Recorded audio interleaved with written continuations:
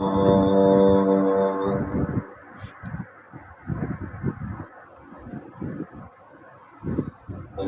لله وكفى والصلاة والسلام على سيد الرسل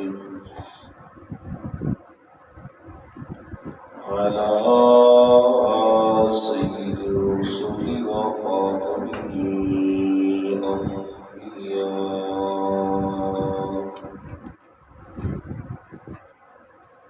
وعلى آله وأصحابه الأتقياء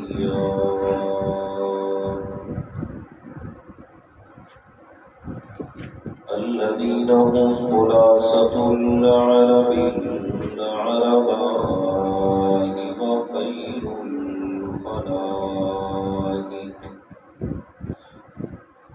وخير الخلائق بعد الأنبياء.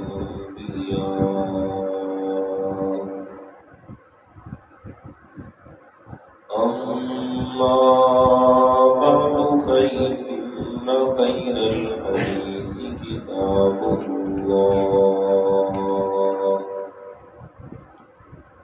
وخير الهدي هدي محمد صلى الله عليه وسلم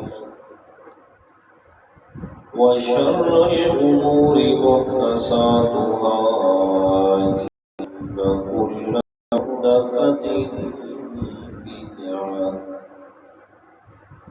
كل بدعة ضلالة وكل ضلالة في النار.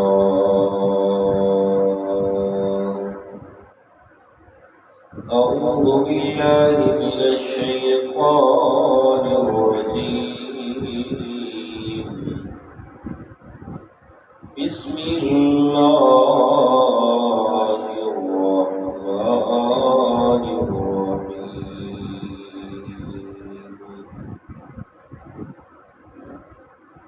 ألف لام ميم. الله لا إله إلا هو الحي القيوم.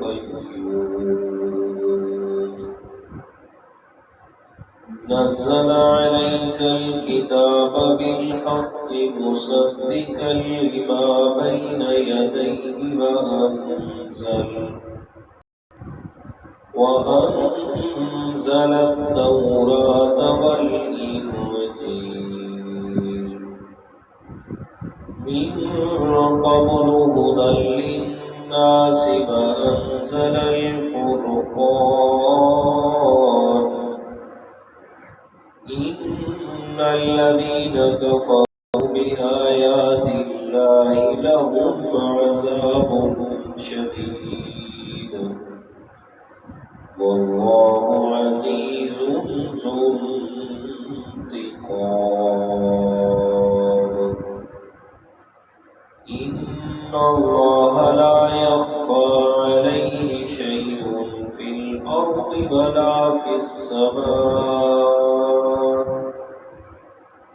هو الذي يصوركم في الأرحام كيف يشاء. لا إله إلا هو العزيز الحكيم. صدق الله العظيم. اللهم صل على محمد وعلى آل محمد كما صليت على إبراهيم وعلى آل إبراهيم إنك حميد مجيد.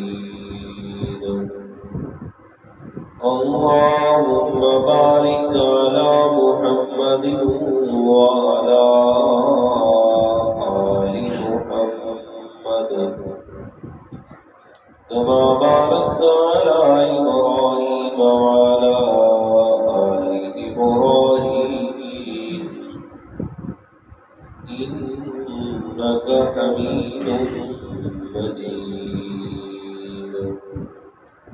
سبحانك لا علم لنا إلا ما علمتنا إنك أنت العليم الحكيم. اللهم مقلب القلوب ثبت قلبي على دينك. اللهم منور القلوب نور قلوبنا بالقرآن.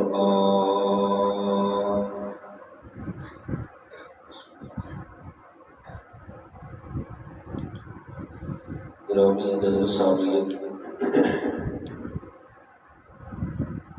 دوستوں، بزرگوں، عزیز ساتھیوں، اللہ تعالیٰ کی خاص رحمت اور توفیق سے سورۃ البقرہ ترجمہ اور مختصر تفسیر اپنی تکمیل کو پہنچ گئی. دعا کریے گا اللہ تعالیٰ میرا یہ بیان کرنا، آپ حضرات کا سننا سمجھنا اپنی بارگاہ کے اندر قبول و منظور فرمائے، اور فریقین کو اس کے مطابق عقیدہ اور عمل بنانے کی بھی توفیق عطا فرمائے. آج اللہ تعالیٰ کی رحمت اور توفیق سے سورہ آل عمران کو شروع کرنے کی سعادت حاصل کر رہے ہیں. دعا فرمائیے کہ اللہ تعالیٰ ہمارا یہ قرآن مجید کی خدمت کرنا اپنی رحمت سے تا قیامت ہماری زندگی اور ہماری زندگی کے بعد جو بھی اس جگہ پہ آئے، قیامت تک اللہ تعالیٰ اس عمل کو جاری اور ساری فرما دے، اور ہمارے اس عمل کو اللہ تعالیٰ اس علاقے کے لوگوں کے لیے ذریعہ ہدایت بھی بنا دے. سورہ آل عمران، اس کا پہلے تھوڑا سا تعارف اور اس کے نام رکھنے کی وجہ، اور پھر سورہ آل عمران کا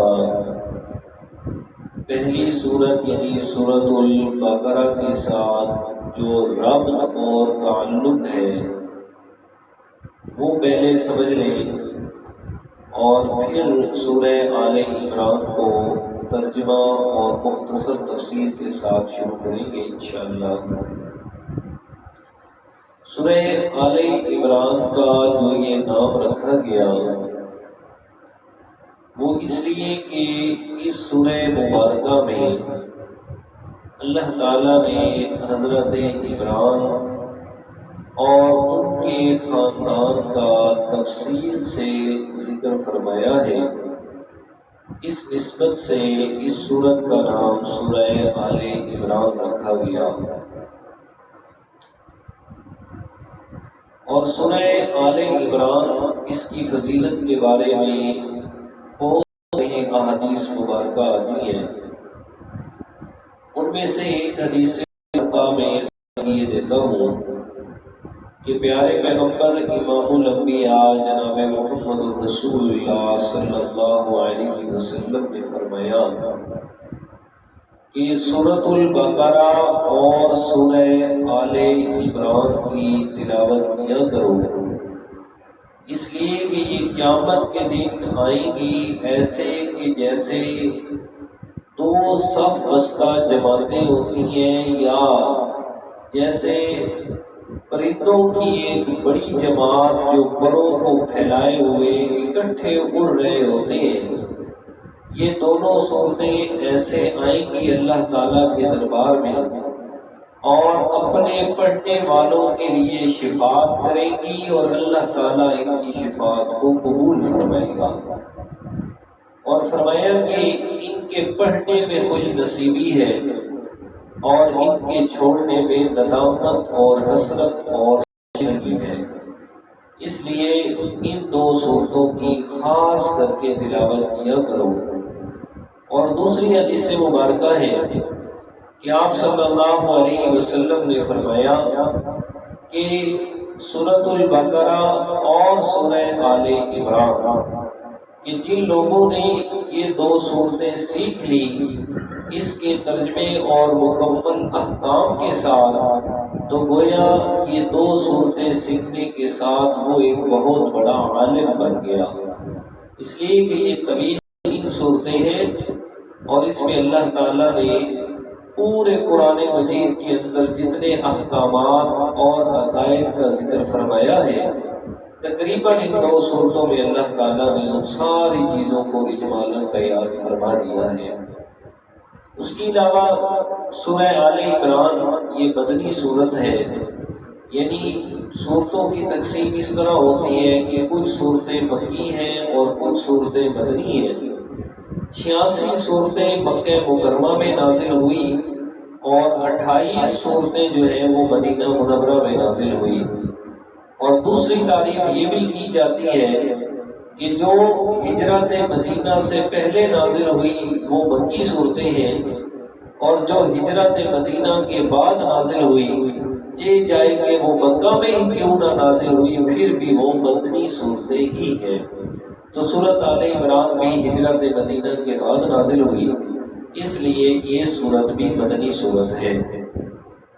اس کی شان نزول کے اندر جو واقعہ مشہور ہے وہ میں عرض کرتا ہوں کہ نجران کے عیسائیوں کا ایک وفد اللہ تعالیٰ کے پیارے پیغمبر کے پاس آیا جو 60 آدمیوں پر مشتمل تھا، اور ان 60 آدمیوں میں عیسائیوں کے بڑے بڑے علماء تھے، اور وہ آئے کیوں تھے؟ پیارے پیغمبر صلی اللہ علیہ وسلم کے ساتھ مناظرہ کرنے کے لیے۔ اور مناظرہ کس بات میں تھا کہ آپ کے قرآن میں اللہ تعالیٰ نے حضرت عیسیٰ علیہ السلام کو روح اللہ فرمایا ہے، تو اس کا مطلب ہے روح انسان کے جسم میں اصل ہوتی ہے، تو اللہ تعالیٰ نے اپنی روح جو فرمایا حضرت عیسیٰ علیہ السلام کو، تو گویا حضرت عیسیٰ علیہ السلام اللہ تعالیٰ کے بیٹے ہیں۔ تو اس بات پر مناظرہ کیا ان لوگوں نے آپ علیہ السلام کے ساتھ، تو جب وہ دلائل کا جواب نہ دے سکے اور آپ علیہ السلام نے جو اپنے دلائل کے ساتھ ان کے سارے دلائل کو رد کر دیا، تو پھر وہ کسی بات کو ماننے کے لیے جب تیار نہ ہوئے، تو آپ صلی اللہ علیہ وسلم نے اللہ تعالیٰ کے حکم سے ان سے مباہلہ کرنے کا یعنی ارشاد فرمایا اور حکم فرمایا کہ چلے کھلے میدان میں نکلتے ہیں اور وہاں جا کر اللہ تعالیٰ سے یہ دعا کرتے ہیں کہ ہم میں سے جو بھی ہے اس پر ابھی اللہ تعالیٰ کی لعنت اور اس کا عذاب نازل ہو جائے گا۔ تو اس وفد کے اندر عیسائیوں کے بڑے بڑے علماء تھے، اور 6 ایسے علماء تھے کہ جن کے ساتھ کے باقی عیسائیت کے اندر اور کوئی بھی نہیں تھا۔ انہوں نے کہا خبردار اس پیغمبر کے ساتھ مباہلہ نہیں کرنا، اگر کسی نے مباہلہ کیا تو عیسائیت کی ساری نسل ہی تباہ و برباد کر کے رکھ دی جائے گی، لہذا مباہلہ کرنے سے انہوں نے انکار کر دیا۔ اور پھر آپ علیہ السلام نے فرمایا کہ میں اللہ تعالیٰ کے عذاب کو نجران کے علاقے کے بالکل قریب دیکھ رہا تھا، فرمایا اگر یہ لوگ مباہلہ کرتے تو 7 دنوں کے اندر یہ سارے کے سارے ختم کر دیے جاتے اور تباہ و برباد ہو جاتے، ایون کہ یہاں تک کہ درختوں پر بیٹھے ہوئے پرندے بھی ان کی وجہ سے عذاب میں مبتلا ہو جاتے، کوئی بھی نہ بچتا، فرمایا سب ختم کر دیے جاتے۔ تو اس موقع پر پھر اللہ تعالیٰ نے اس سورت کی تقریباً 84 آیات جو ہیں ان کے سوال جواب میں وہ جو عیسائیوں کا وفد آیا تھا نجران کے، اور باقی جو ہے یہ اس موقع پر سورہ آل عمران نازل ہوئی۔ اللہ کے بعد سورہ آل عمران کا پچھلی سورت کے ساتھ جو ربط ہے وہ میں عرض کیے دیتا ہوں۔ سورۃ فاتحہ میں ہم نے اللہ تعالیٰ سے وعدہ کیا ایاک نعبد و ایاک نستعین، یا اللہ ہم تیری ہی عبادت کریں گے اور تجھ سے ہی مدد چاہیں گے۔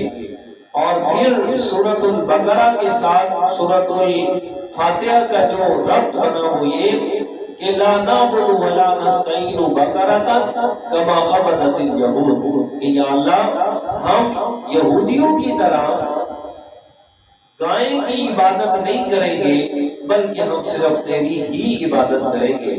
اور پھر سورہ آل عمران کے ساتھ کیا ربط بنے گا کہ لا نعبد ولا نستعین آل عمران کما عبدت النصارى، کہ جیسے عیسائیوں نے حضرت آل عمران اور ان کے خاندان کی عبادت کو شروع کر دیا، سو ہم کسی کی عبادت نہیں کریں گے، ہم صرف تجھ تیری ہی عبادت کریں گے اور تجھ سے ہی ہم مشکل میں مدد چاہیں گے۔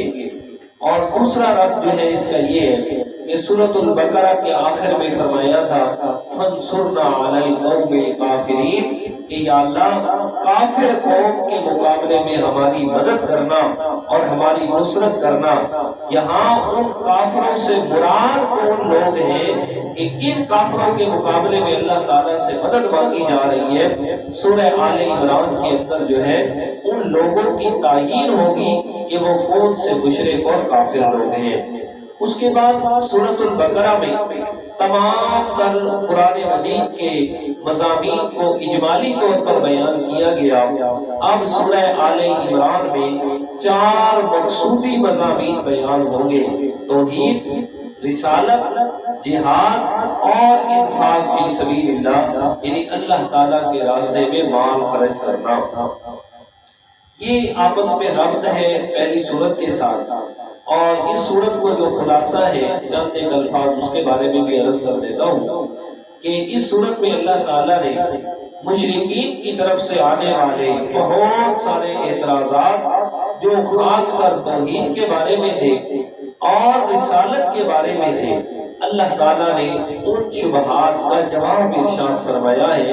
ان شبہات کی بڑی تفصیل کے ساتھ اللہ تعالیٰ نے جواب ارشاد فرمایا اور ان کی تفصیل فرمائی۔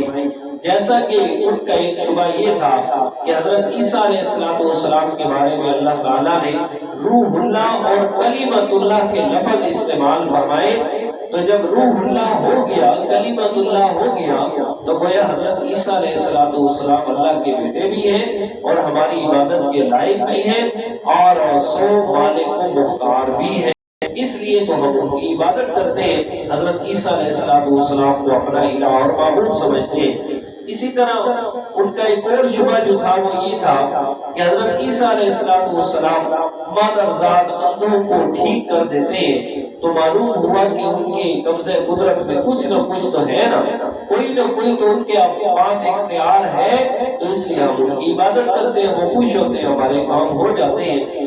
اسی طرح اور بھی بہت سارے اعتراضات ہیں، ان کے 5-6 اعتراضات ان کا جواب آئے گا، اور ساتھ میں رسالت پر بھی ان کے اعتراضات ہیں کہ جیسے پہلا اعتراض یہ تھا کہ اللہ تعالیٰ نے پہلے انبیاء کرام پر اونٹ کا گوشت حرام کیا تھا، تو آپ علیہ السلام اونٹ کا گوشت استعمال کرتے ہیں، گویا یہ نعوذ باللہ سچے پیغمبر نہیں ہے۔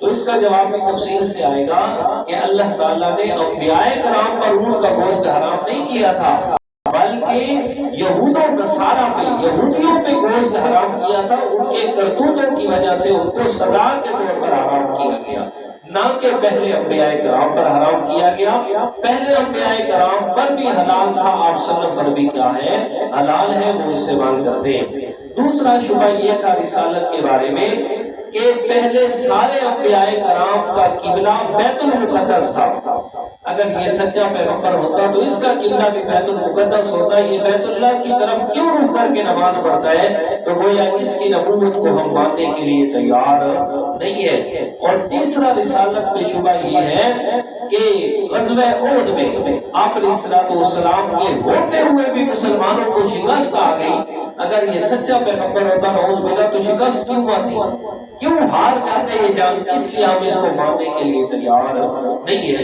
تو اللہ تعالیٰ نے ان سارے شبہات کا بھی ترتیب کے ساتھ پوری صورت کے اندر جواب دیا، جو توحید کے متعلق ان کا بھی اور جو رسالت کے متعلق ان کی بھی شبہات کا کیا دیا گیا، جواب دیا گیا۔ تو یہ مختصر سا تعارف، خلاصہ اور ربط تھا۔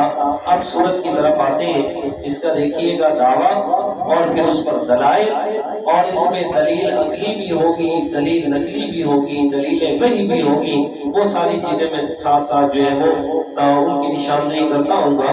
ذرا دیکھیں ترجمہ اور پھر بات کو آگے بڑھاتے ہیں۔ اعوذ باللہ من الشیطان الرجیم، بسم اللہ الرحمن الرحیم،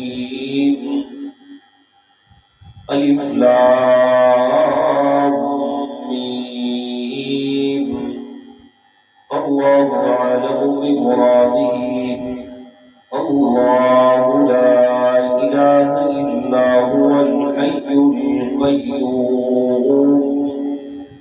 اللہ وہ ذات ہے کہ جس کے علاوہ عبادت کے لائق اور کوئی نہیں ہے۔ الحی القیوم، اس لیے کہ وہ ہمیشہ زندہ رہنے والا ہے۔ القیوم، اور خود بھی قائم ہے، ساری کائنات کو قائم رکھنے والا ہے۔ تو پہلا لفظ فرمایا الف لام میم، یہ لفظ ہے کہ جو حروف مقطعات میں سے ہے کہ جن کو الگ الگ کر کے پڑھا جاتا ہے۔ تمام تر مفسرین کرام وہ ان الفاظ کے نیچے لکھتے ہیں اللہ اعلم بمرادہ، کہ اللہ تعالیٰ ہی اس کی مراد کو بہتر جانتے ہیں، کہ رب تعالیٰ کو ہی پتہ ہے کہ ان الفاظ کا کیا معنی اور مطلب ہے۔ الف لام میم۔ پھر سوال کرنے والوں نے کیا کہ اگر یہ الفاظ کہ ان کے معنی اور مطالب کوئی نہیں جانتا تو پھر ان کو نازل کرنے کا کیا مقصد ہے؟ تو اس میں مفسرین کرام نے بڑی لمبی چوڑی بحث کی ہے، اور اس کی بحث کا جو محور ہے کہ جس آیت میں یہ بحث کی گئی وہ سورہ آل عمران کی آیت نمبر 7 ہے، کہ اس میں اللہ تعالیٰ نے وضاحت فرما دی کہ یہ حروف مقطعات کیا ہے، کہ جو قرآن مجید میں میں نے نازل کیے ان کے نازل کرنے کا مقصد کیا ہے۔ اور دوسری بات یہ ہے کہ اللہ عالم بمرادہ، کہ ان کا اور مطلب اللہ تعالیٰ کے علاوہ کوئی نہیں جانتا۔ تو یہ بات سمجھ آئی کہ کوئی نہ کوئی معنی تو ضرور ہے، چاہے ہمیں پتا ہو یا نہ ہو، لیکن ان کے معنی کوئی نہ کوئی تو ضرور ہے۔ قرآن مجید کا ایک انداز ہے، سورہ زلزال فرمایا اذا زلزلت الارض زلزالها واخرجت الارض اثقالها وقال الانسان ما لها يومئذ تحدث اخبارها بان ربك اوحى لها۔ فرمایا جب قیامت کا زلزلہ آنا ہے، زلزالہا، زمین کو بڑا سختی سے ہلایا جائے گا، وَأَخْرَجَتِ الْأَرْضُ أَثْقَالَهَا، اور زمین کے اندر جتنے بھی اللہ تعالیٰ نے خزانے چھپا کے رکھے ہوئے وہ سارے کے سارے خزانے زمین اگل دے گی۔ مطلب ہے جتنی چھپی ہوئی چیزیں سب قیامت کے دن عیاں ہو جائیں گی۔ اور تفسیر کبیر میں علامہ محدث کبیر میں یہ بات لکھی ہے، فرمایا کہ قیامت کے دن جتنی چھپی ہوئی چیزیں ہیں وہ ساری ظاہر ہوگی۔ اسی بات سے یہ بات واضح ہو رہی ہے ان حروف مقطعات اور مطلب اللہ تعالیٰ قیامت کے دن فرمائیں گے क़यामत के दिन बताए जाएंगे कि इनका ये माना है, ये मतलब है, तो मकसद समझ आया कि ये अल्फाज बेमानी अल्फाज नहीं है, इन अल्फाज का जरूर कोई ना कोई माना है, लेकिन वो माना अल्लाह के अलावा कोई भी नहीं जानता। और दूसरा, इन अल्फाज को नाज़िल करने का जो मकसद है ना, वो इम्तिहान है। वो इम्तिहान है कि आया जो लोग में अल्लाह ताला पर ईमान लाए हैं, तो उनके ईमान का इम्तिहान है कि ये जो अल्फाज से मानी मतलब ना भी पता हो, आया वो इन पर यकीन कामिल रखते हैं या नहीं रखते। ये उनका इम्तिहान है बहुत बड़ा। और तीसरी बात मुफस्सिरीन कराम ने लिखी है कि ये ऐसे हुरूफ अल्लाह ताला ने नाज़िल फरमाए कि जिनका मानी और मतलब अपने पास महफूज रखे, ताकि कुरान मजीद का जो आलिम है, कुरान मजीद के मानी और मतलब को जो समझने वाला आदमी है, फरमाए उसका दिल गुरूर से पाक हो जाए, तकब्बुर से पाक हो जाए। फिर अल्लाह ताला ने कुरान मजीद को शुरू फरमाया तभी सी लफ्ज़ से अलिफ लाम मीम, इशारा क्या फरमाया, फरमाया जितना कोई बड़ा आलिम बन जाए, जितना कोई बड़ा मुफस्सिर बन जाए, कभी भी उसके दिल में अगर ख्याल आने लगे कि जनाब मेरे पास तो कुरान मजीद का इतना खजाना इल्म का मौजूद है, फरमाया जब भी ख्याल आएगा फौरन जब कुरान को खोलेगा ना, कुरान का पहला लफ्ज़ उसको बताएगा। जितना भी बड़ा मुफस्सिर बन जाए, लेकिन कुरान मजीद के सारे हुरूफ पे तेरा इल्म हावी नहीं है, तो उसका दिल क्या होगा, तकब्बुर से खाली रहेगा, तकब्बुर से बच जाएगा।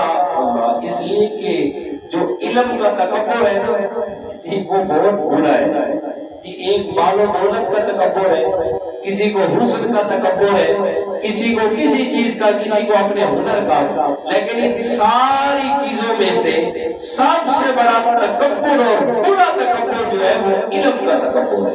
इंसान को इस बात पे तकब्बुर आ जाए कि मेरे पास तो बड़ा इल्म है और ये सारे लोग जाहिल हैं, ये तो मेरे सामने कुछ भी नहीं जी। और तकब्बुर ऐसी बुरी चीज है कि अगर आ जाए ना तो फिर अल्लाह ताला माफ फरमाए, अल्लाह ताला कुछ भी नहीं रहने देता, कुछ भी इंसान का बाकी नहीं रहता। बड़ा मशहूर वाक़या अक्सर सुनाता रहता हूँ दोस्तों को, मौलाना शिबली नोमानी रहमतुल्लाह ताला अलैह और सैयद सलमान नदवी रहमतुल्लाह ताला अलैह, दो शख्सियत गुजरी है कि जिन्होंने उस्ताद शागिर्दे और जिन्होंने इतनी मेहनत की प्यारे पैगंबर की सीरत को लिखने में, आज जिल्दों पे मुश्तमिल सीरत की किताब को लिखा है, बड़ी मेहनत की है। इनके जनाब उस्ताद मोहतरम है और इनके अपने जनाब पीर साहब भी हैं कि जिनके हाथ पे इन्होंने बैत की हुई थी। कहते हैं जा रहे थे एक सफर में, अचानक क्या हुआ, रास्ते में पीर अब्दुल्ला शाह साहब है, पर मैं रास्ते में देखा उन्होंने ईसाइयों की औरतों को उन पे फरिश्ता हो गया और इन हजरात को कहने लगा जाओ जहां जाते हो चले जाओ, मैंने तो इसी जगह पे रुकना है और इधर ही रहना है, इनमें से फला औरत के साथ मैंने रहना है, उनके साथ वक्त गुजारना है। सारे के सारे हाथ जोड़ के खड़े हो गए, हजरत ये क्या कर रहे हैं आप, आपका इतना मर्तबा, इतनी शान, हम आपके मुरीद हैं और इन चीजों से आप हमें मना करते हैं। दूसरी तरफ खुद उसमें मुब्तला होके रह गए, भला ये क्या कर रहे हैं, छोड़े आए हमारे साथ। लेकिन हजरत साहब इस बात पे तैयार न हुए, ईसाइयों के पास गए, फला औरत पे आशिक हो गया हूँ, मेरे साथ निकाह कर दो। उन्होंने कहा हमारी एक शर्त है, शर्त ये अपनी सारी इबादत छोड़ दे और एक काम कर ले, ये हमारे खिंजीर है, ये डंडा उठा ले, جنگل میں ہمارے خنزیر چرانے پڑیں گے، اتنے عرصے تک خنزیر چراؤ، اس کے بعد پھر ہم اپنی عورت کے ساتھ آپ کی شادی کریں گے۔ کہتے وہ ادھر ہی رہ گیا، ہم چلے گئے آگے سفر میں، اور کچھ عرصہ کے بعد جب واپس آئے کیا دیکھتے ہیں حضرت صاحب جنگل میں خنزیر چرا رہی ہے۔ ہم گئے اور جا کے ان سے ملے اور مل کے سوال کیا، حضرت ذرا یہ تو بتا دیں کہ یہ سارے کا سارا ماجرا آپ کے ساتھ بنا کیسے ہے؟ حضرت عبداللہ شاہ صاحب فرماتے ہیں، کہتے کیا بتاؤں آپ کو، ایک دن میں جا رہا تھا، راستے پہ دیکھا کچھ لوگ ہیں کہ جو آگ کی عبادت کر رہے ہیں، آگ کی پوجا کر رہے ہیں۔ میں نے دیکھا اور دل میں خیال آ گیا کہ یہ کتنے احمق لوگ ہیں جو آگ کی عبادت کر رہے ہیں، کم از کم میں ان سے تو اچھا ہوں کہ میں اپنے رب کی عبادت کرتا ہوں۔ کیا تکبر آیا، کہتے ہیں میں ان سے تو اچھا ہوں، میری اتنی عبادت ہے، میرا علم ہے، میں تو اپنے رب کی عبادت کرتا ہوں۔ کہتے ہیں اسی بات میں میرے رب کی پکڑ آ گئی، اب قرآن کا حافظ ہے، قرآن کا مفسر ہے۔ کہتے ہیں ہم نے سوال کیا، حضرت بتائی قرآن مجید کی اتنے جو آپ کو جناب تفسیریں یاد ہے، خود بھی مفسر ہے، کوئی قرآن کی آیت یاد رہ گئی، کہتے سارا قرآن بھول گیا ہوں، ساری تفاسیر بھول گیا، صرف قرآن مجید کی ایک آیت کا چھوٹا سا حصہ یاد ہے۔ قرآن پاک میں اللہ تعالیٰ نے 17ویں پارے سورہ حج کا ارشاد گرامی ہے، فرمایا وَمَن يُهِنِ اللَّهُ فَمَا لَهُ مِن مُّكْرِمٍ، کہ جسے اللہ تعالیٰ ذلیل کر دے اسے دنیا میں کوئی بھی عزت دینے والا نہیں ہے۔ اور 10,000 سے زائد احادیث یاد تھی، صرف ایک حدیث مجھے یاد ہے، باقی ساری بھول گیا ہوں۔ وہ حدیث کیا ہے کہ اللہ تعالیٰ کے پیارے پیغمبر نے فرمایا من ارتد فقد قتل، کہ جو انسان مرتد ہو جائے اسے قتل کر دیا جائے، اب زندہ رہنے کا حق نہیں ہے۔ کہتے یہ دو باتیں یاد رہ گئی کہ جسے رب ذلیل کر دے اسے کوئی عزت نہیں دے سکتا، اور جو مرتد ہو جائے اسے زندہ رہنے کا حق نہیں ہے۔ کہتے ہم نے حضرت کی ملت کی بڑا احترام سے سمجھایا، بات دل میں بیٹھی، رب کے سامنے رو رو کے دعائیں کی، ساتھ لے کے آئے، دوبارہ سے اسی طرح قرآن کی خدمت میں شروع ہو گیا۔ اور میرے پیارے جنہوں نے ساری زندگیاں لگائی ہے، چھوٹی سی بات میں تکبر آیا، اللہ تعالیٰ نے اتنی بڑی پکڑ لگا دی تھی، وہ تو اتنی محنت کر کے تکبر کیا انہوں نے، پھر بھی پکڑ آ گئی، اور ہمارے پلے ہے کیا جی؟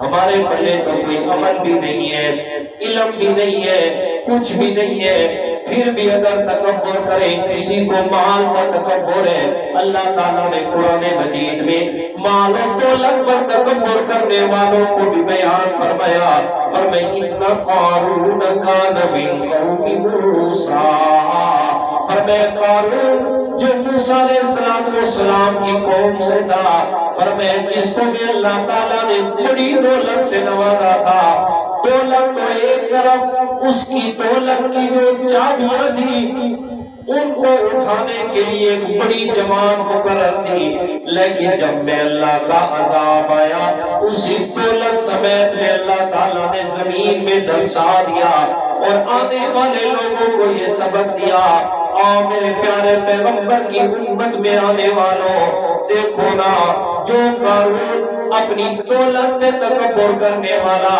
جب میرا عذاب آیا تو اس کا تکبر اور دولت اس کو میرے عذاب سے نہ بچا سکی۔ پھر طاقت والوں کا بیان فرمایا، فرمایا دیکھیے گا کتنی بڑی قومیں آئی، کتنے بڑے لوگ آئے کہ جنہیں میں اللہ تعالیٰ نے طاقت سے نوازا۔ فرعون کو دیکھو، وَفِرْعَوْنَ ذِي الْأَوْتَادِ الَّذِينَ طَغَوْا فِي الْبِلَادِ فَأَكْثَرُوا فِيهَا الْفَسَادَ فَصَبَّ عَلَيْهِمْ رَبُّكَ صَوْتَ عَذَابٍ۔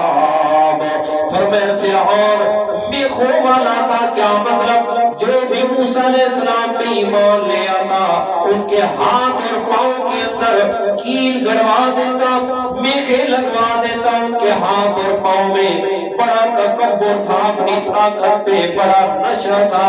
فرمایا جب میں اللہ تعالیٰ کا کوڑا عذاب والا آیا تو طاقت کا نشہ بھی انہیں بچا نہ سکا۔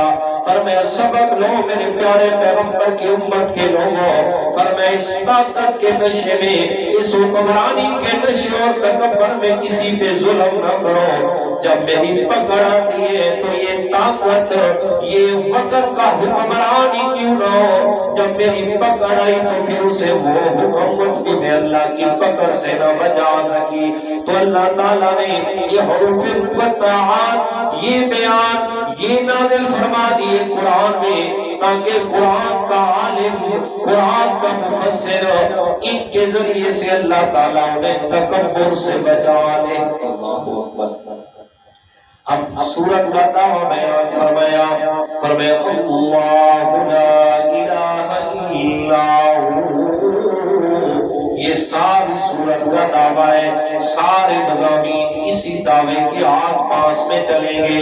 فرمایا اللہ تعالیٰ وہ ذات ہے، لا الہ الا ہو، کہ جس کے علاوہ کوئی اور عبادت کے لائق نہیں ہے، کوئی اور معبود نہیں ہے، کوئی اور الہ نہیں ہے، کہ جس کے علاوہ کوئی اور تمہاری مشکل میں مدد کرنے والا نہیں ہے۔ کیوں اللہ تعالیٰ الہ ہے؟ اس لیے کہ الحیّ، اللہ تعالیٰ ہمیشہ زندہ رہنے والا ہے، القیوم، اور اللہ تعالیٰ خود بھی قائم ہے، ساری کائنات کو قائم رکھنے والا ہے۔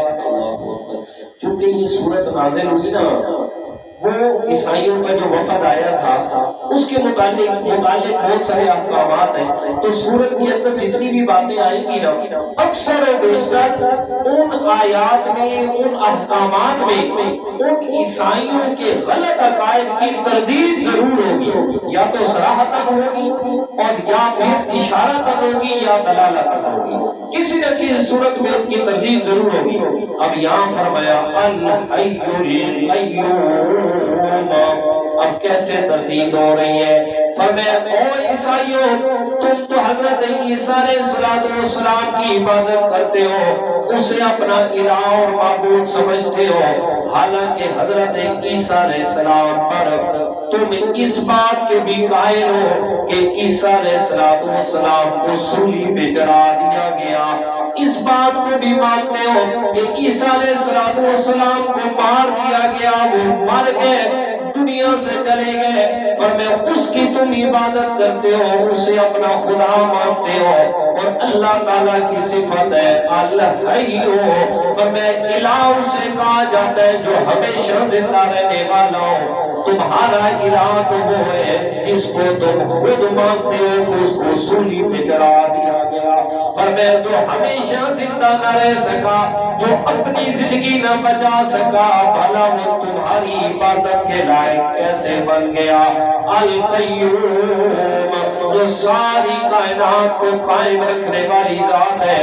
فرمایا عیسیٰ علیہ السلام تو خود اپنی زندگی کو قائم نہ رکھ سکے، تمہارے بقول انہیں صلیب پہ چڑھا دیا گیا، تمہارے بقول جو خود اپنے آپ کو قائم نہ رکھ سکے، بھلا وہ تمہاری عبادت کے لائق کیسے بن سکتے ہیں؟ آؤ میں اللہ تعالیٰ تمہیں بتا رہا ہوں، وہی ایک اللہ تمہاری عبادت کے لائق ہے جو ہمیشہ زندہ رہنے والا ہے، ساری کائنات کو قائم رکھنے والا ہے، اور اپنے قائم ہونے میں کسی دوسرے کا محتاج نہیں ہے، خود بخود قائم ہے، اپنی ذات کے اندر قائم ہے، اپنی ذات کو برقرار رکھنے میں کسی دوسرے کا محتاج نہیں ہے۔ پر میں وہی ذات تمہاری عبادت کے لائق ہے، میرا پیغمبر بھی تمہیں یہی سبق دے رہا ہے، پر میں آؤ میرے پیغمبر کی بات کی طرف، وہ تمہیں ایک اللہ تعالیٰ کی عبادت کی طرف بلا رہا ہے۔ اب آگے اللہ تعالیٰ نے مضمون شروع فرمایا،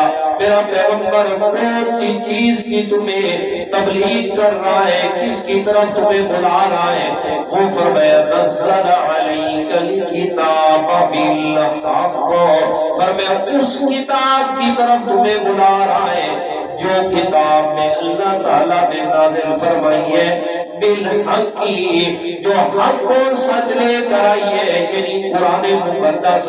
پہلی اس کی نشانی ہے کہ وہ حق کو لے کر آئی ہے، کتاب حق کے ساتھ میں اللہ تعالیٰ نے اسے نازل فرمایا ہے۔ اور دوسری نشانی یہ ہے مصدقا لما بین یدیہ، وہ قرآن تمہارے پاس جو کتابیں موجود ہیں ان کی بھی تصدیق کرنے والا ہے، ان کی بھی توضیح کرتا ہے، تصدیق کرتا ہے کہ یہ کتابیں بھی اللہ تعالیٰ نے نازل فرمائی ہے۔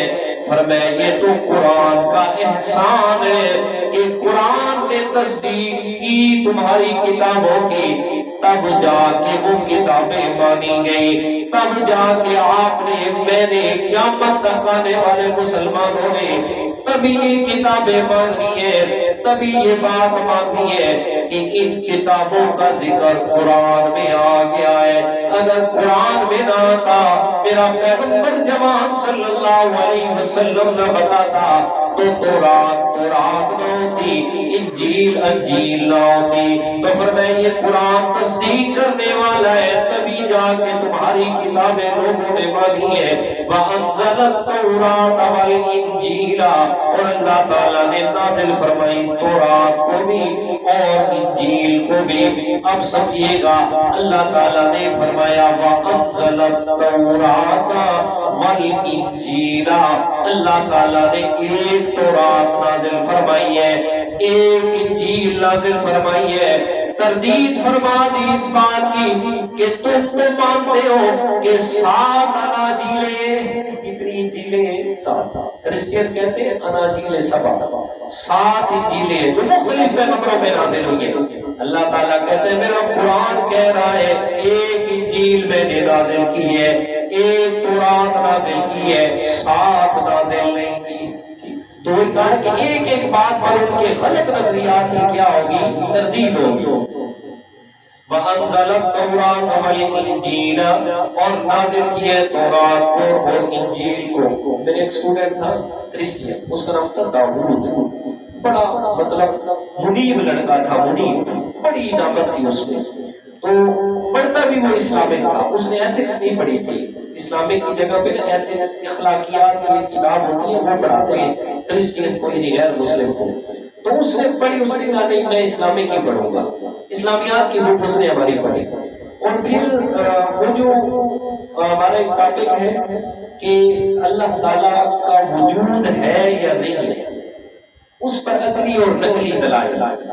تو وہ ٹاپک جب میں نے پڑھایا نا عقیدہ توحید کے ضمن میں، تو اگلے دن اس نے آ کر مجھ سے سوال کیا۔ اس نے جا کر پہلے اپنے فادر سے سوال کیا جو ان کا بڑا ہوتا ہے، اور پھر اس نے آ کر مجھ سے سوال کیا۔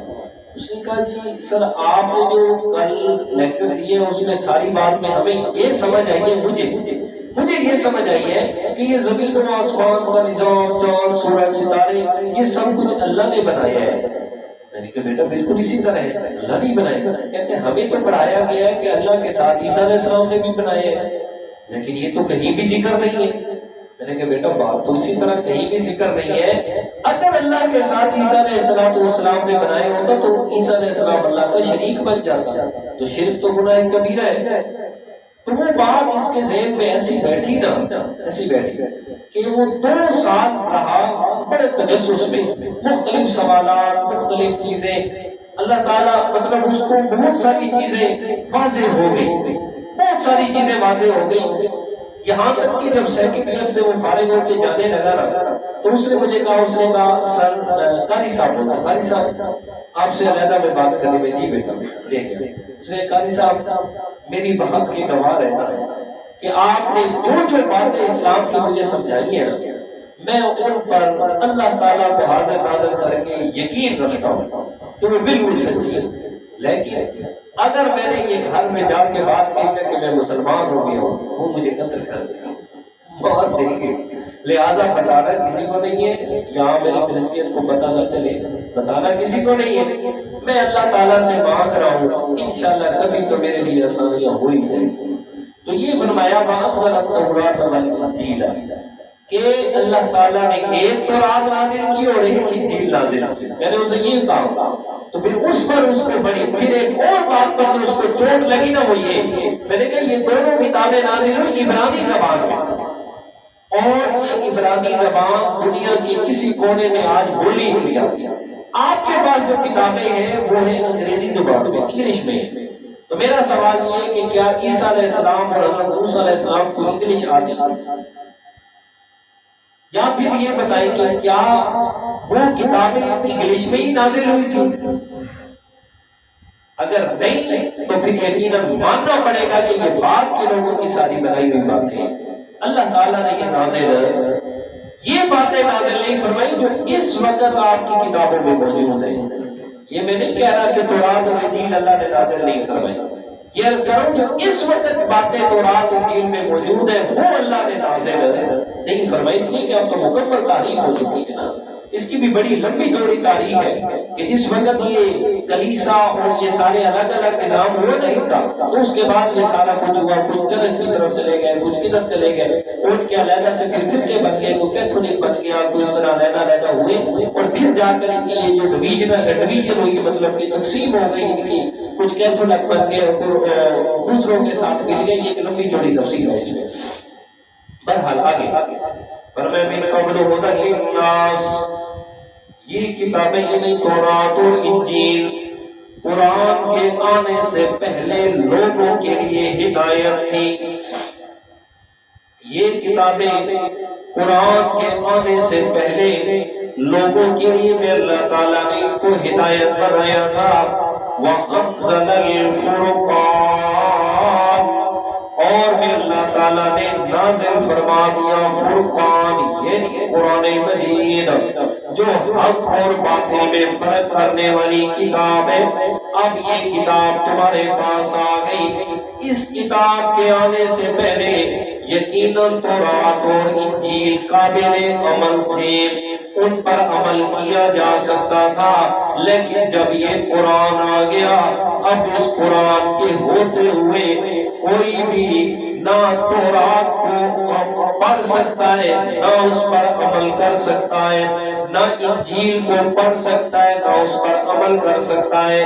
ہاں اگر کوئی پڑھتا ہے اس آدمی کے لیے پڑھنا جائز ہے جس کے پاس قرآن اور حدیث کا مکمل علم موجود ہے، یہ نہ ہو کہ ادھر بھی نہ جانتا ہوں اور وہ پڑھے اور پھر گمراہ ہو جائے، اس لیے منع فرمایا من قبل ھدی للناس وانزل الفرقان، فرمایا کہ جب یہ فرقان آ گیا قرآن مجید، فرمایا اب تمہارا تورات اور انجیل پر عمل کرنا ختم ہو گیا، جیسے سورہ آل عمران آگے تیسرے پارے کے آخر میں بھی فرما دیا وَمَن يَبْتَغِ غَيْرَ الْإِسْلَامِ دِينًا فَلَن يُقْبَلَ مِنْهُ، فرمایا اب یہ دین اسلام، یہ قرآن آ گیا، اب اس قرآن دین اسلام کے علاوہ اگر کوئی اور راستہ تلاش کرے گا فَلَن يُقْبَلَ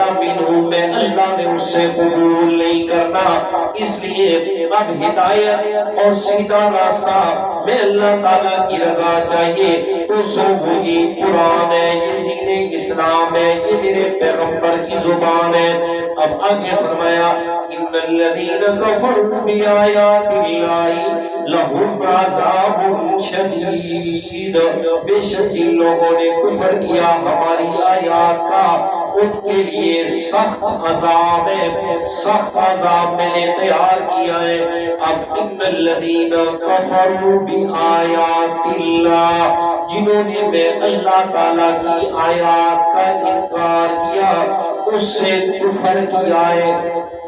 اب ان آیات سے کون سی آیات مراد ہے کہ کون سی آیات؟ دیکھیں آیات ایک آیات ہوئے کہ جن آیات میں اللہ تعالیٰ نے احکامات کا ذکر فرمایا ہے، نماز ہے، روزہ ہے، زکوٰۃ ہے، یہ احکامات ہیں۔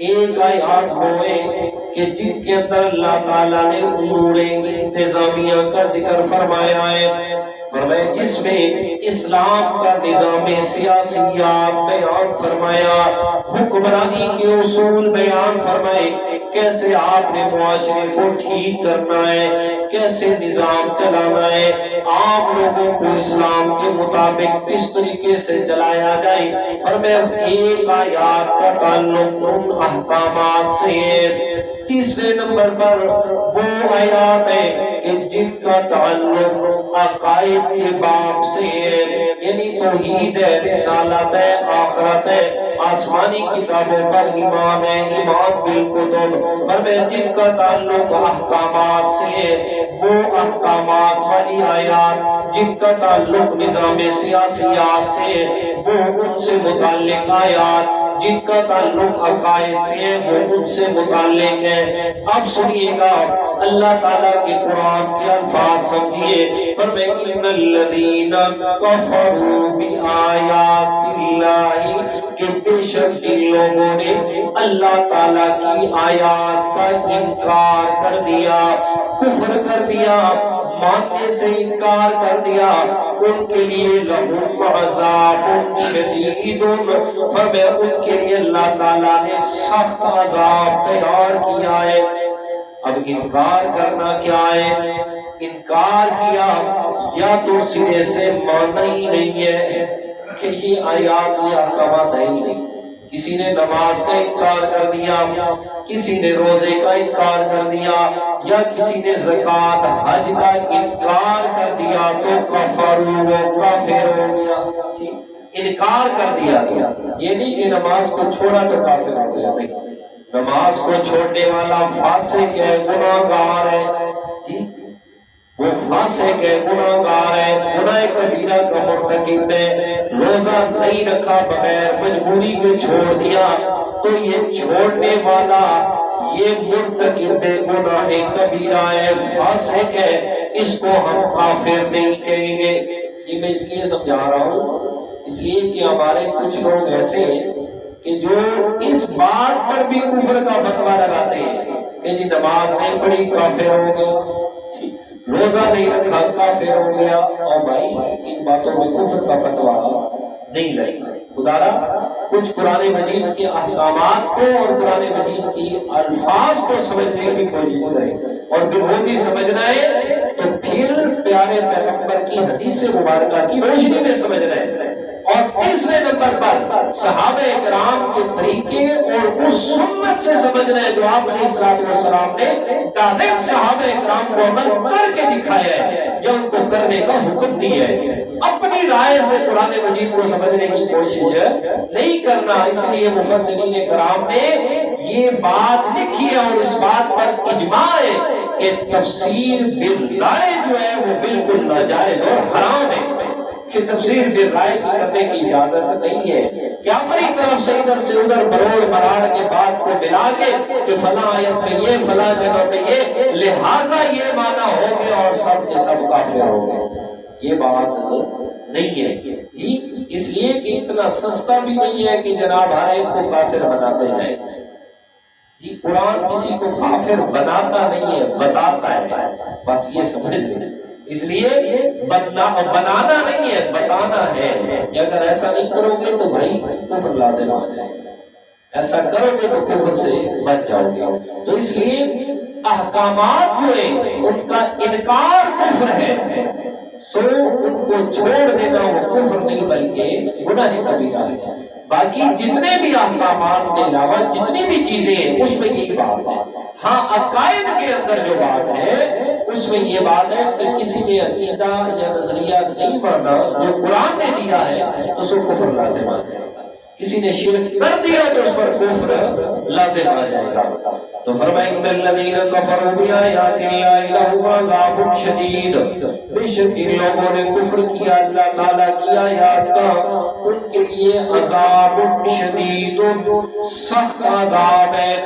واللہ عزیز ذو انتقام، اللہ تعالیٰ وہ ذات ہے عزیز جو زبردست ہے، بڑی طاقت والا ہے، ذو انتقام فرمایا بدلہ لینے پہ قدرت رکھتا ہے، اس کی طاقت اتنی ہے۔ اب یہاں سمجھیے گا اللہ تعالیٰ نے عذاب کے ذکر کے ساتھ آگے اپنی جو صفت بیان فرمائی ہے وہ عزیز طاقتور ہونا، زبردست ہونا، اس کو بیان فرمایا۔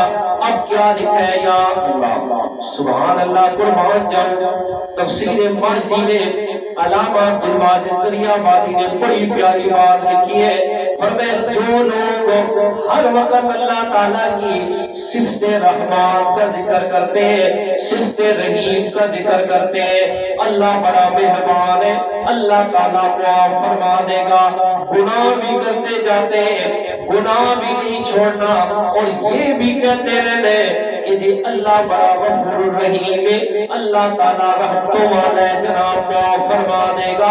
انہوں نے فرمایا جو صرف اللہ تعالیٰ کی صفت رحمت کا تذکرہ کرتے کرتے گناہ کرتے رہتے ہیں، فرمایا ان کا ایمان اللہ کی ذات پہ مکمل نہیں ہے، اس لیے کہ انہوں نے رحمان کی صفت کو تو مانا، عزیز ان کی صفت کا انکار کر دیا، اس لیے کہ اللہ تعالیٰ جیسے رحمتوں والا ہے ایسے طاقتوں والا بھی ہے۔ فرمایا اگر تم ان کے احکامات کا انکار کرو گے پھر اس کی صفت رحمان نہیں بلکہ عزیز ذو انتقام ہوگی کہ اس نے پھر انکار کی وجہ سے تمہیں سخت عذاب دینا ہے۔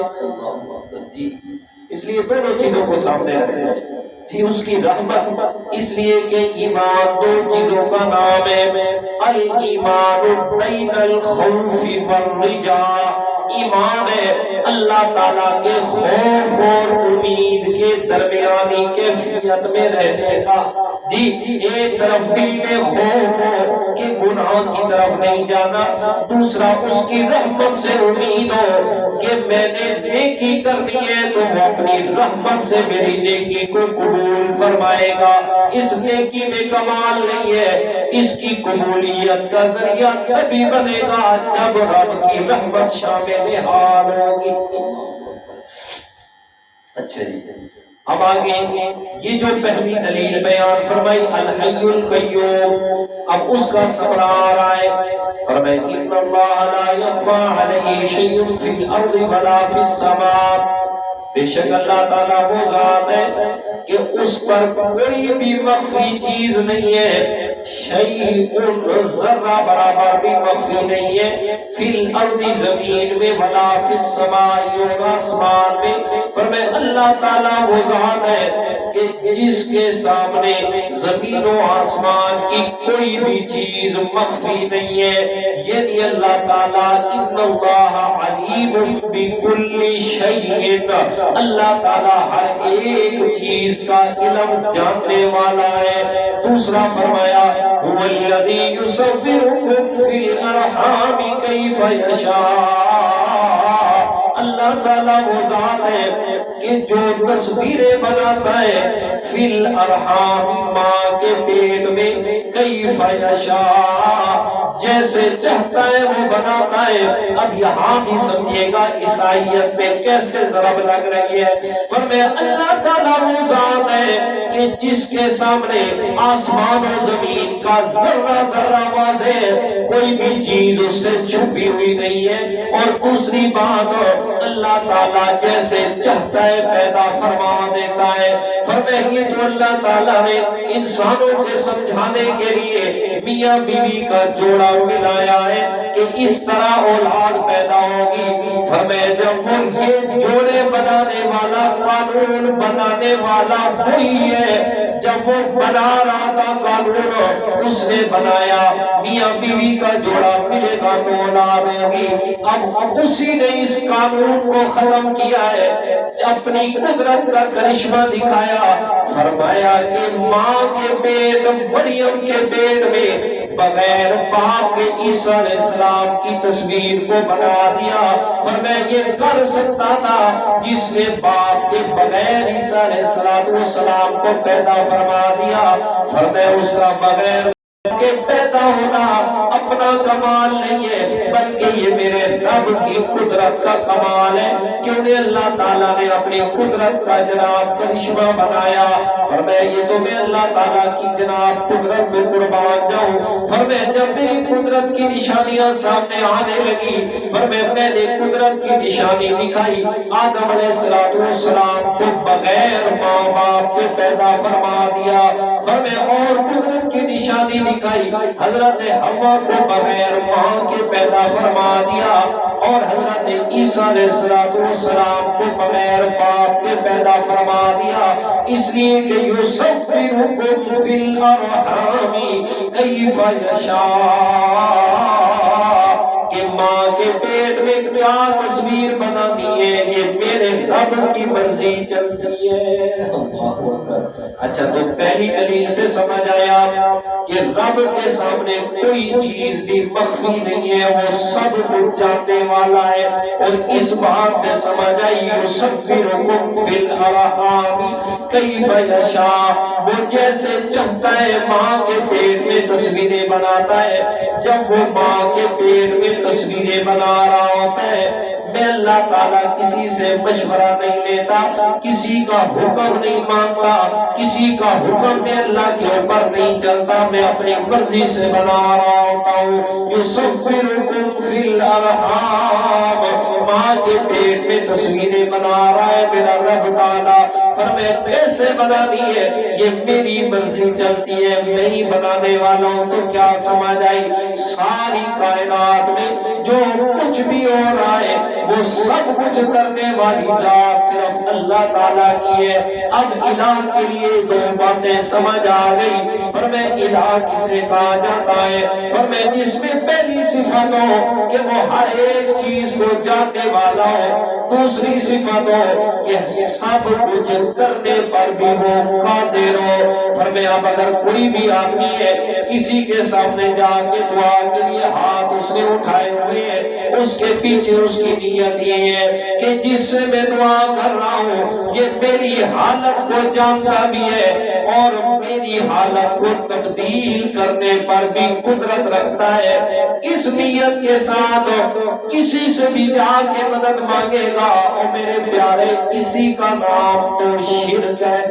اسی کا نام کیا ہے؟ شرک ہے۔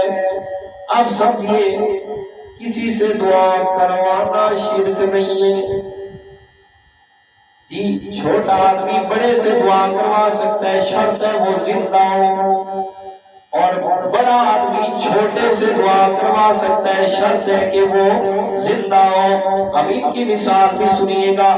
صحابہ کرام اللہ تعالیٰ کے پیارے پیغمبر سے آتے آ کے دعا کرواتے، یا رسول اللہ دعا کیجئے ہماری مشکلات اللہ تعالیٰ آسان فرما دے، یا رسول اللہ دعا فرمائیے اللہ تعالیٰ آسانیاں فرما دے۔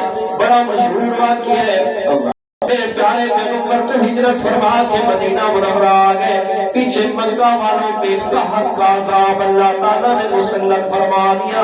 فرمائے قحط کی وجہ سے فرمائے جانور بھی مل ملا رہے ہیں، بارش نہیں آ رہی، اللہ تعالیٰ کی طرف سے امتحان میں آ گئے۔ فرمائے ادھر مکہ والوں نے کچھ عرصہ تک تو برداشت کیا، لیکن اب حالت یہ ہے کہ اتنی خشک سالی ہو گئی، فرمائے کہ جانور بھی بھوک اور پیاس سے مرنے کے قریب ہو رہے ہیں۔ اللہ کے پیارے پیغمبر کے چچا حضرت عباس سے مکہ والوں نے کہا جا اپنے بھتیجے کے پاس جا کے ان سے دعا کروا گیا، اور انہیں کہے کہ اللہ تعالیٰ ہمارے اوپر رحم فرما دے۔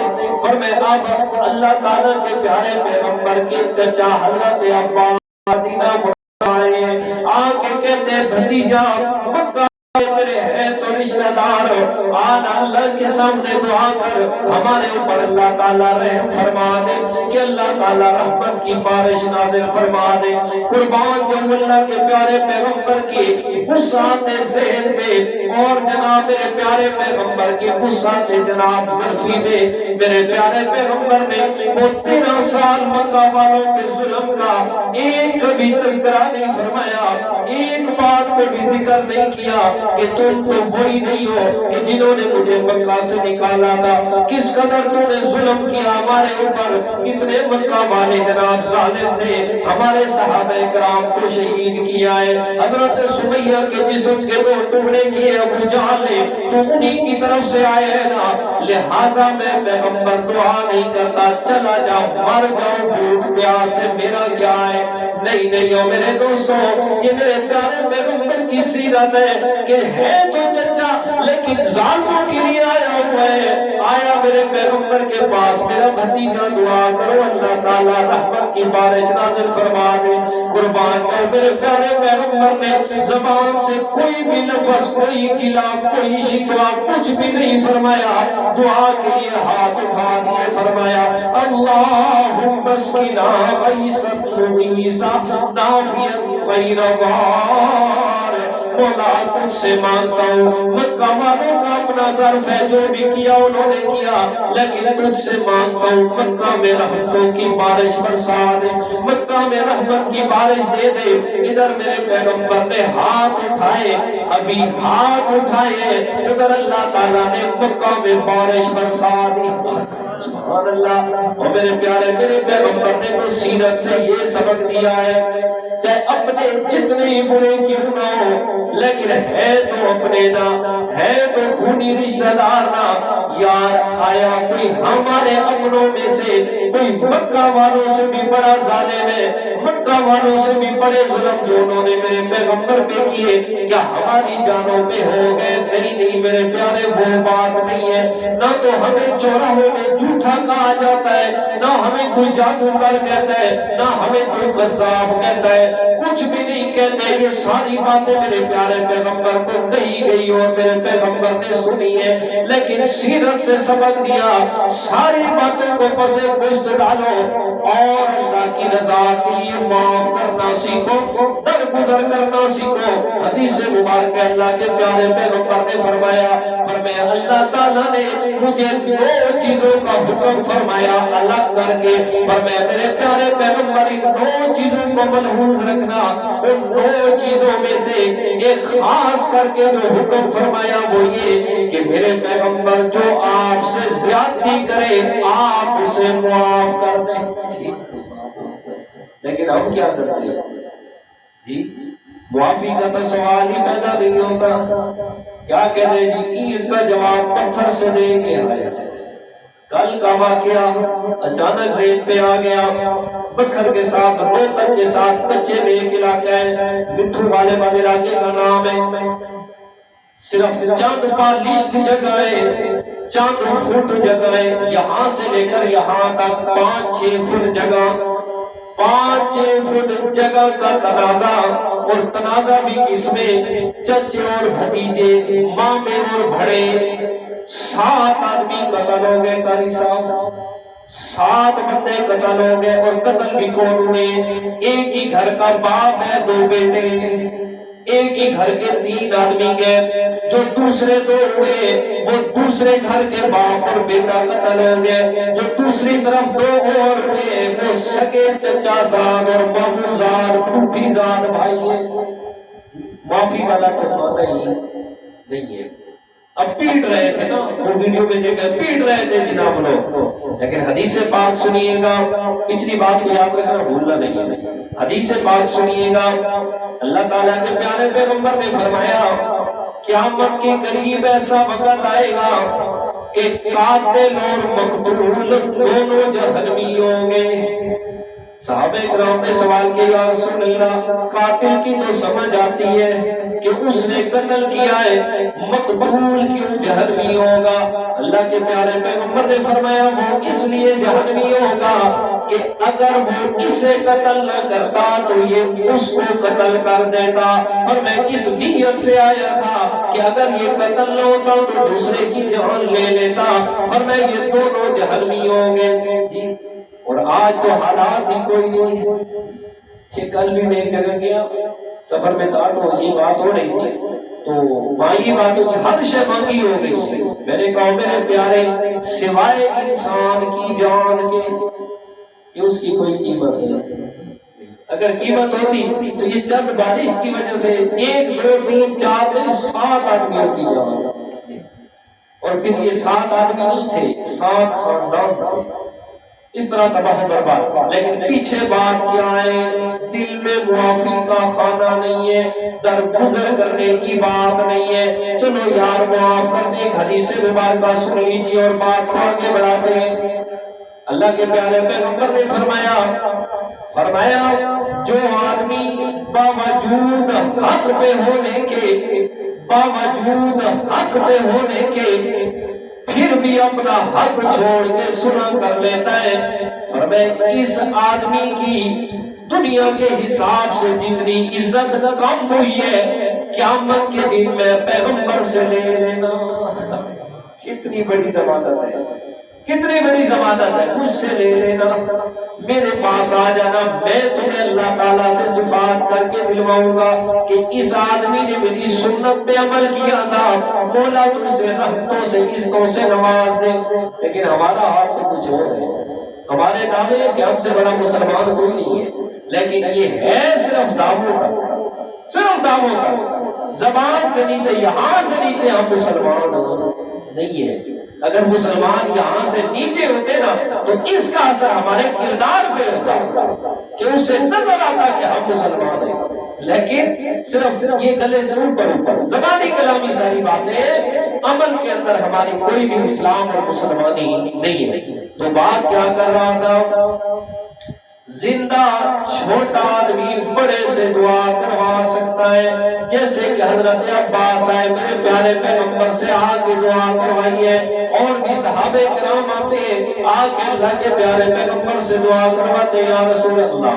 حضرت ابو ہریرہ رضی اللہ تعالیٰ عنہ دوڑتے ہوئے آئے ہیں، اللہ کے پیارے پیغمبر نے دیکھا حضرت ابو ہریرہ کیا ہے، یا رسول اللہ آج تو آپ کی محفل سے اٹھ کے گیا، جیسے کہ وہ دروازے پہ دستک دی، اتنی زیادہ دیر کھڑا رہا، ماں نے کہا جب تک اس پیغمبر کا ساتھ نہیں چھوڑے گا اس وقت تک میں نے آپ کو گھر میں داخل نہیں ہونے دینا۔ یا رسول اللہ ماں ابھی تک اہل اسلام میں شامل نہیں ہوئی، ذرا میں آپ کے پاس آیا ہوں، میری ماں کے لیے دعا کیجیے، اللہ تعالیٰ نے ہدایت دے دے۔ میرے پیارے پیغمبر نے دعا کے لیے ہاتھ اٹھا دیے، اور میں اللہم اہدی ابا ہریرہ، یا اللہ ابو ہریرہ کی باتوں کو ہدایت دے دے۔ ادھر اللہ کے پیغمبر نے ہاتھ اٹھائے، ادھر حضرت ابو ہریرہ دوڑ پڑا ہے، دوڑتا ہوا جا رہا ہے، لوگوں نے دامن پکڑا، ابو ہریرہ تو درویش آدمی آج تک آپ کو دوڑتا ہوا نہیں دیکھا، کیوں دوڑتا ہوا جا رہا ہے؟ کہتے چھوڑ دو نا میرا راستہ، آج میں دیکھنا چاہتا ہوں پہلے میں پوچھتا ہوں یا پہلے میرے آقا کی دعا پہنچتی ہے۔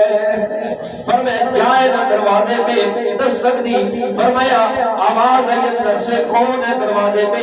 کہا ماں جی ابو ہریرہ، اگر آپ کے بوڑھے ہاتھوں میں سکت رہ گئی ہے تو اور مار کھانے کے لیے حاضر ہو گئے ہوں۔ کہتے لیکن اب ماں کی اس آواز میں پہلے والا غصہ نہیں تھا، وہ پہلے والی جناب جو سختی تھی وہ ختم تھی، بڑی نرمی سے کہا بیٹا چھوڑیے گا ساری باتیں، بس تھوڑا صبر کرے، غسل کر رہی ہو پاک ہو جاؤ، مجھے بھی اسی دربار میں لے جا جس پہ تو ہر روز جایا کرتا ہے۔ اللہ اکبر۔ تو یہ صحابہ کرام میرے پیارے پیغمبر سے آ کے دعا کروا رہے ہیں، تو چھوٹا آدمی بڑے سے دعا کروا سکتا ہے، شرط یہ ہے کہ وہ کیا ہو، زندہ ہو، اور بڑا آدمی چھوٹے سے دعا کروا سکتا ہے زندہ سے۔ اللہ حضرت عمر فاروق رضی اللہ تعالیٰ عنہ میرے پیارے پیغمبر کے پاس آئے، آ کے عرض کیا رسول اللہ اجازت دیجئے عمرہ کرنے کے لیے جانا چاہتا ہوں۔ اللہ تعالیٰ کے پیارے پیغمبر نے فرمایا اشرکنی فی دعائی کا کما قال، فرمایا او میرے چھوٹے بھائی عمر مجھے بھی اپنی دعاؤں میں شریک رکھنا، مجھے بھی اپنی دعاؤں میں شریک رکھنا۔ جی تو چھوٹا آدمی بڑے سے دعا کروا سکتا ہے اور بڑا آدمی چھوٹے سے دعا کروا سکتا ہے، لیکن شرط کیا ہے کہ دونوں زندہ ہو، زندہ سے دعا کروایا جا سکتا ہے، بڑا چھوٹے سے اور چھوٹا بڑے سے۔ لیکن جب مر جائے، کیا جی جب مر گیا، چاہے کوئی چھوٹا مر گیا یا بڑا مر گیا، اب اس سے دعا نہیں کروانی بلکہ اس کے حق میں دعا کرنی ہے۔ کیا کرنا ہے جی؟ اس کے حق میں دعا کرنی ہے، رب سے مانگنا ہے۔ ہم جنازہ پڑھ رہے ہوتے یہی کہہ رہے ہوتے ہیں، چاہے کسی ولی کا جنازہ ہے، حتیٰ کہ کسی صحابی کا جنازہ کیوں نہیں ہے، اس میں بھی یہی دعا پڑھی جا رہی ہے، اللہم اغفر لی حینا و میتنا و شاہدنا و غائبنا و صغیرنا و کبیرنا و ذکرنا و انسانا، اللہم من احییتہ منا فاحیہ علی الاسلام ومن توفیتہ منا فتوفہ علی الایمان۔ فرمایا اس کے حق میں رب سے مانگا جا رہا ہے، مولا اس کے گناہوں کو معاف فرما دے، مولا اس کے لیے آسانیاں فرما دے۔ مجھے اس بات کی سمجھ نہیں آتی، جنازہ پڑھنے تک، اس کے بعد دفنانے تک، دفن کے بعد پھر دعا کرنے تک، ان ساری چیزوں تک یہ کوئی بھی جناب باہر اوپر جتنے بھی لوگ کھڑے ہیں، وہ جو دفن کے بعد دعا کرنے تک اس میت کے حق میں دعا کی جاتی ہے، مولا اس کو معاف فرما دے۔ لیکن جب اس کے بعد دوبارہ جاتے ہیں، کہتے ہیں جی ساری تیلی اللہ دے، اس بات کی سمجھ تو عرض کیا کر رہا تھا کہ دو چیزیں اگر یہ نیت بن گئی کہ جس سے آپ دعا کر رہے ہیں اس نیت کے ساتھ دعا کریں کہ یہ میرے حالات کو جانتا ہے، اور دوسری نیت اس لیے میں اس سے دعا کر رہا ہوں کہ یہ میرے حالات کو تبدیل کر سکتا ہے، ان دو نیتوں سے کسی سے بھی اگر جا کے دعا کی تو اسی کا نام تو شرک ہے۔ یہی سمجھا رہا تھا، اس کا نام کیا ہے؟ شرک ہے، اس لیے کہ یہ دو صفات کا حامل کون ہے؟ اللہ تعالیٰ۔ کون ہے جی؟ تو یہ بیان فرما دیا ان اللہ لا یخفی علیہ شیء فی الارض ولا فی السماء، کہ اللہ تعالیٰ بکل شیء علیم ہے۔ دوسرا هو الذی یصورکم فی الارحام کیف یشاء، کہ ساری کائنات میں سب کچھ کرنے والا کون ہے؟ اور یہی الہ کی دو صفتیں ہیں کہ جس کے اندر یہ دو صفات پائی جائے وہی عبادت کے لائق ہے، کہ وہ ہر ایک ہر حالت کو ہر وقت جاننے والا بھی ہو، اور پھر ساتھ میں اس کے نفع نقصان کا مالک بھی ہو، کہ اس کا نفع بھی کر سکتا ہے، اس کو نقصان سے بھی بچا سکتا ہے۔ فرمایا سب کچھ کرنے والا بھی اللہ، سب کچھ جاننے والا اللہ، یہ دو صفات ہیں الہ ہونے کی۔